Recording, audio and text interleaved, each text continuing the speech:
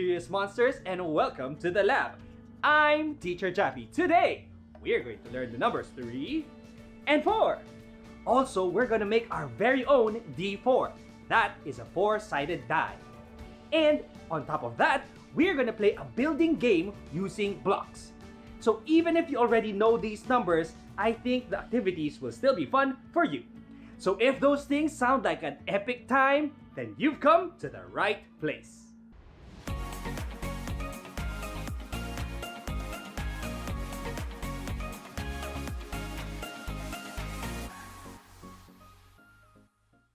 Before we get started, maybe like this video and subscribe to the channel so you'll always find cool new learning videos and fun things to do on a boring day. Just like this one. This is part 2 of a series. The video for number 1 and 2 is in the channel. The link to that is down below if you want to do that one first before this. If not, well, then let's get on with the show. To join numbers 1 and 2, we have 3. That's up next. So we have nothing, 1, 2, 3. Nothing, 1, 2, 3.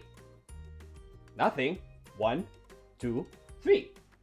Nothing, 1, 2, 3. The next player arrives, number 4. That goes at the end. So you have nothing, 1, 2, 3, and 4. Nothing, 1, 2, 3, 4. Nothing, 1, 2, 3, 4. Nothing, 1, 2, 3, 4.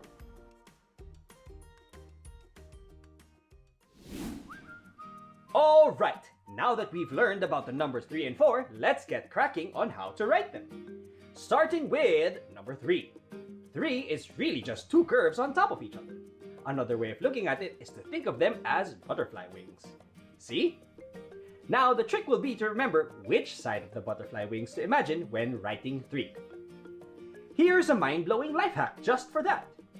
If you write, draw, and color with this hand, the right hand, like me, then here's the trick. Put the thumb from the other hand, that's your left hand, down on the paper like this. Then move your thumb down and trace around that. Ta-da! Number 3. Just like in the other video, we'll have a warm-up activity before the main event. When you're done practicing writing, get a paper or board and write a bunch of 3s. Make them small and spread them out. Leave some space for the number 4s. On to number 4. Here's how to write it. There are several ways to write number 4. First is the easy way. Make a short standing line and then a sleeping line. Like this. Then, draw a long standing line going through the sleeping line. There, number 4. It kind of looks like an upside down chair. And here's the hand hack to that. Again, this would work if you write with the right hand like I do. Ooh, that sounds fun. Write with the right. Place your hand like this. Draw a line over here, then draw a sleeping line over the thumb. Remove your hand and draw the standing line. Ta-da! Number 4. Another way to write 4 is this.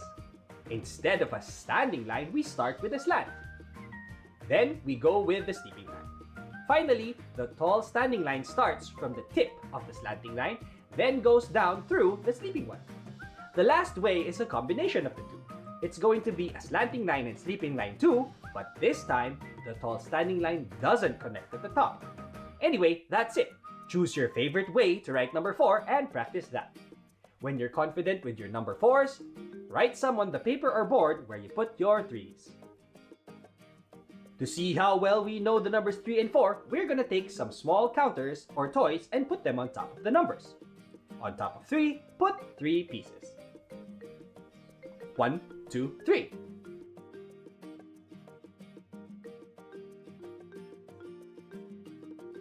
On top of 4, put 4 pieces.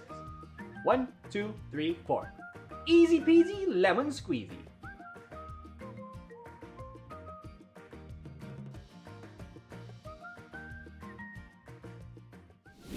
Now we make our D4 or 4-sided die. It looks like this. See? And this is the one I got from the internet. They look the same. 4 sides each. To make this, we'll need some cardboard. You can use whatever you have. Folders, old cereal boxes, things like that. We'll need some scissors, a pencil, and a marker. Finally, glue and tape to put it together. Then we'll also need art supplies so we can decorate and personalize our D4. You can use whatever you want. We'll need some help from someone like mom or dad because the measurements need to be precise or else the die we're gonna make won't close. If you have everything ready, grab those things, yep, even mom and dad too, and let's go!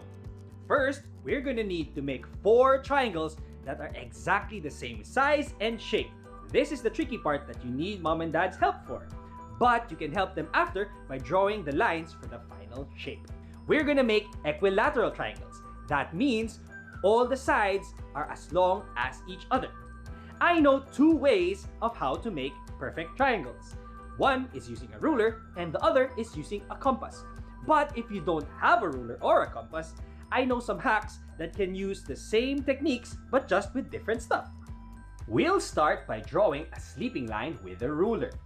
Then make note of how long that line is. In the middle of the line, draw another one going up. Then, from one side of the sleeping line, measure out how long the first line is. Then, make a slanting line that bumps the standing one. Then, do the same on the other side. The point where the slanting lines bump the standing one should be the same. And there's your triangle. If you don't have a ruler, it's going to be a little trickier, but still doable. Find a straight edge that you can trace. Draw a sleeping line that's as long as something you can use to measure it with. I'll use my Rubik's Cube. Then draw the standing line in the middle again. Then, with the measuring thing, my Rubik's Cube, try to mark a point on the standing line. Then draw the slanting lines just like the ruler. The slanting lines should meet in the same spot. Here's how to do it if you have a compass. This is the easiest way. Draw a sleeping line with any straight edge. Then put one compass tip on one end and the pencil tip on the other. Make sure it's just as long as the line. Now, draw a curve. Then, switch sides and draw another curve. The point where the 2 curves met is the tip of your triangle. With a straight edge, draw a line from the end of this line to the tip. Then do the same with the other side. If you don't have a compass, but have a string or yarn or something like that, you can do this same thing. To do that, tie the string to one end of your pencil. Then, when doing the curves, hold one end of the string at the end of the line, and then the pencil tip on the other. Keep the string tight and draw a curve, like this. Do the same for the other side. Then complete the triangle like we did in the compass method.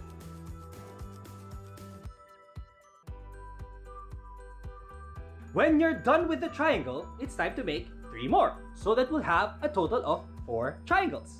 When all that is done, we can now cut them out. Remember, when using scissors, make sure that the scissors are always pointing forward. Don't bend it to the side. If you need to turn, make sure to use the other hand to turn the cardboard and keep the scissors pointing forward. Now we can go ahead and personalize those triangles. Before we draw anything, let's put the numbers on the triangles. On screen, I have 4 triangles with the different numbers. Make sure that each number is standing face up at the tip of a triangle. So when we turn those triangles around, the number is always pointing up. Pause the video so you can have more time to copy these numbers. When you're done, design each triangle. Make sure that whatever you do, the numbers can be seen clearly. Maybe draw a circle around them or don't color there or something like that. Other than that, go wild. Let your creativity loose.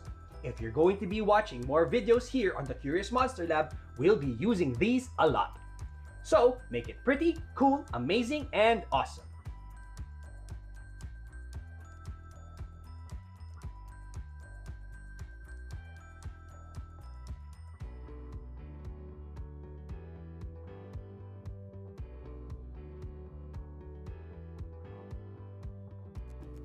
Here's how we will put it together.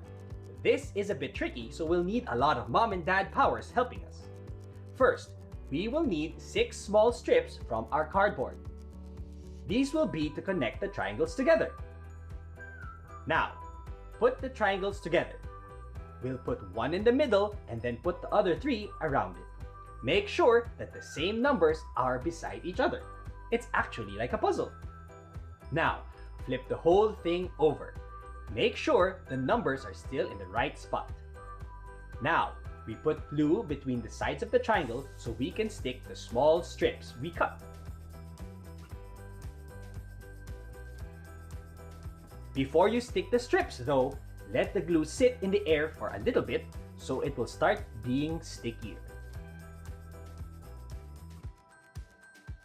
When it's super sticky, now we can put the strips.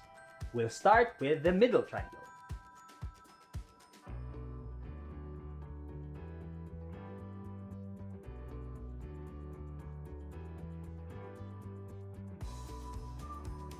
Now, to close it, we will need to finagle it a bit. Bend the last 3 strips and stick them to one side of each triangle. Remember to stickify the glue first by letting it sit for a while.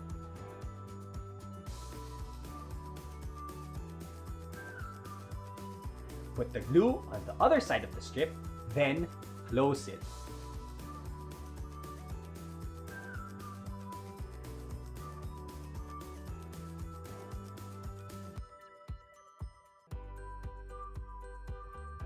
Now, leave the glue to dry. Don't move it around while the glue isn't done, or else it'll fall apart. When the glue is dry, use tape to seal the D4.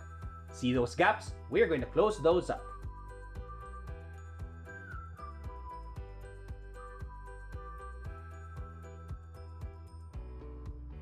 Ta-da! Now we have our own custom D4. Great! Now that that's done, I'm going to show you how to read the numbers on a D4.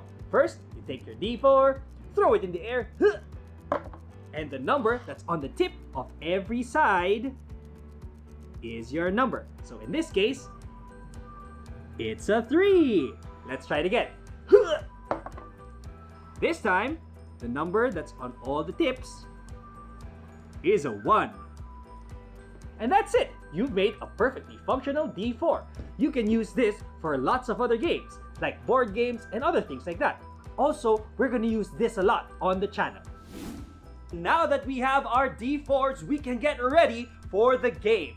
Here we go! Ladies and gentlemen, boys and girls, guys, gals, and non-binary pals, also the dog next door, here is your main event. Today, we're going to build our best block structure. You can use whatever you want. Lego blocks, ice blocks, cement blocks, wooden blocks. We're going to build something amazing! Here are the rules. First, you roll your D4 and check what number comes out. 4. That means I'm going to put 4 pieces into my structure. 1, 2, 3, and 4. One last time. I'm going to try again. 2. So that means I'm going to put 2 more pieces. 1, 2. Keep going until you run out of pieces. Got it? Good.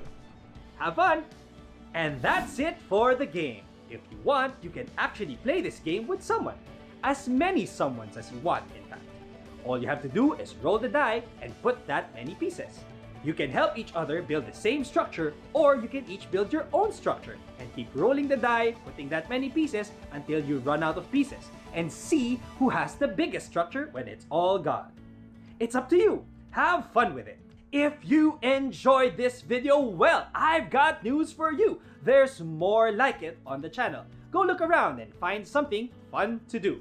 Moms and dads, you can find us on Instagram and Facebook, so you'll always be up to date with the stuff we do at the Curious Monster Lab. There'll also be lots of tips and tricks on there. Links down below. Alright, I'm gonna go, but always remember, be brave, be kind, and stay curious.